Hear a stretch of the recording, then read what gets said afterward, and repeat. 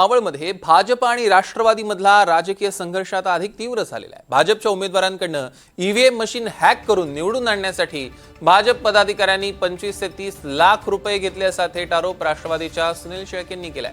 शिवाय ज्या चौकात बोलवाल तिथे येईन, आरोप खोटे निघाल्यास पाय धरेन असं थेट आव्हान सुनील शेळकेंनी भाजपला दिलंय। आपल्याकडे पुरावे असून ते मुख्यमंत्री देवेंद्र फडणवीसांकडे सुपूर्द करणार असल्याचा इशाराही त्यांनी दिला।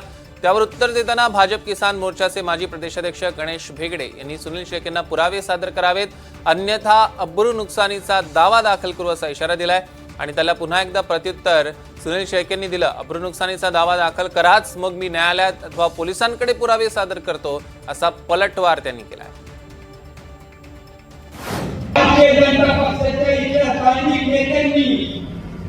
जे पंचायत समिती जिल्हा परिषदेला उमेदवार निवडते त्यांच्याकडून ईव्हीएम मशीन हॅक करून तुमचा विजय करून दाखवतो म्हणून एका उमेदवाराकडून 25 लाख रुपये गोळा केले आणि याची सुरुवात केली असेल तर त्या इंग्रजी भाषेवरती तिथं सेटलमेंट झाली।